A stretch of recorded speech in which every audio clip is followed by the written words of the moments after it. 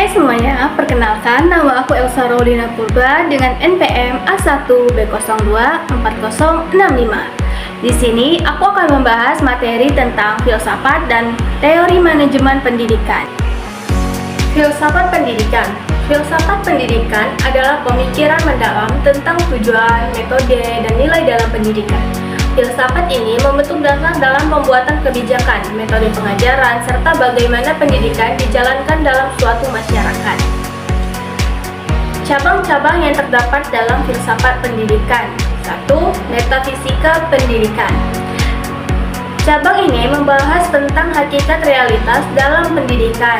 Contoh dari cabang ini ialah apakah pendidikan bertujuan hanya untuk mendapatkan pekerjaan atau juga untuk membangun karakter seseorang.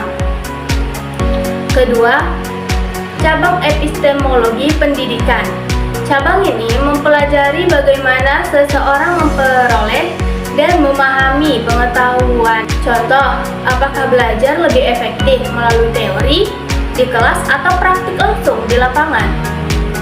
Cabang ketiga ialah aksiologi pendidikan, berkaitan dengan nilai-nilai moral dalam pendidikan. Contohnya, haruskah pendidikan mengajarkan nilai-nilai moral dan etika atau cukup fokus pada akademik saja? Aliran-aliran dalam filsafat pendidikan. 1. Perennialisme. Pendidikan berfokus pada nilai-nilai universal dan ilmu yang abadi. Contohnya, kurikulum di sekolah berbasis ajaran filsafat klasik seperti Plato dan Aristoteles yang masih relevan hingga kini. 2.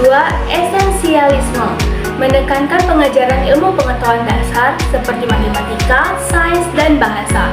Contoh, sistem pendidikan di Finlandia yang sangat menekankan pada penguasaan dasar sebelum siswa diberikan kebebasan dalam pembelajaran. 3. Progresivisme. Siswa dianggap sebagai pusat pendidikan dan belajar dari pengalaman nyata. Contohnya metode Montessori yang memberikan kebebasan kepada siswa untuk memilih materi yang ingin mereka pelajari sesuai minatnya. 4. Rekonstruksionisme. Pendidikan harus digunakan untuk memperbaiki masalah sosial. Contohnya, sekolah yang mengajarkan kesadaran lingkungan melalui proyek penghijauan agar siswa dapat berkontribusi dalam keberlanjutan lingkungan. Fungsi-fungsi manajemen pendidikan. 1. Perencanaan, planning, menentukan tujuan pendidikan dan cara mencapainya. Contoh, pemerintah merancang kurikulum merdeka belajar untuk meningkatkan kemandirian siswa dalam belajar. 2. Pengorganisasian atau organizing, menata sumber daya seperti guru, fasilitas, dan metode pembelajaran. Contohnya, kepala sekolah membentuk tim khusus untuk menangani kurikulum digital agar pembelajaran lebih interaktif. 3. Pengarahan, directing, mengelola tenaga pendidik dan siswa untuk mencapai target pendidikan. Contoh, seorang kepala sekolah melakukan pembinaan rutin kepada guru agar metode pengajarannya lebih inovatif. 4. Pengawasan atau controlling, mengevaluasi apakah tujuan pendidikan telah tercapai dan melakukan perbaikan jika ada kekurangan. Contohnya, dinas pendidikan melakukan survei terhadap lulusan sekolah untuk melihat apakah mereka siap menghadapi dunia kerja. Teori-teori dalam manajemen pendidikan. 1. Teori administrasi klasik, Taylor dan Fayol, mengelola pendidikan seperti perusahaan dengan aturan ketat dan sistem hierarki. Contoh, sekolah swasta elit dengan sistem manajemen ketat, di mana kepala sekolah bertindak seperti CEO dan guru sebagai karyawan. 2. Teori hubungan manusia, Elton Mayo, pendidikan harus memperhatikan hubungan sosial antara guru, siswa, dan tenaga pendidikan. Contohnya, sekolah yang menerapkan bimbingan konseling untuk membantu siswa dalam mengatasi masalah pribadi agar mereka lebih nyaman belajar. 3. Teori sistem Ludwig von Bertalanffy. Pendidikan dianggap sebagai sistem yang terdiri dari berbagai elemen yang saling terhubung. Contohnya, jika kurikulum berubah, maka metode pengajaran, pelatihan guru, dan sistem evaluasi juga harus ikut berubah agar sistem tetap berjalan efektif.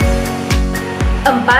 Teori kontingensi Fiedler, Tidak ada metode manajemen pendidikan yang paling benar. Semuanya bergantung pada kondisi masing-masing sekolah atau institusi.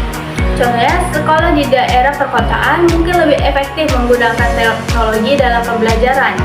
Sementara, sekolah di daerah pedesaan lebih efektif dengan metode tradisional.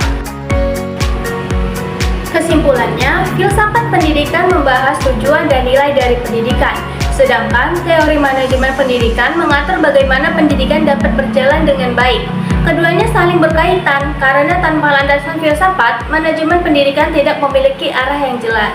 Dan tanpa manajemen yang baik, pendidikan tidak dapat diterapkan secara efektif. Dengan memahami filsafat dan manajemen pendidikan, kita bisa menciptakan sistem pendidikan yang lebih baik, baik dari segi nilai yang diajarkan maupun dari segi cara pendidikan itu dijalankan.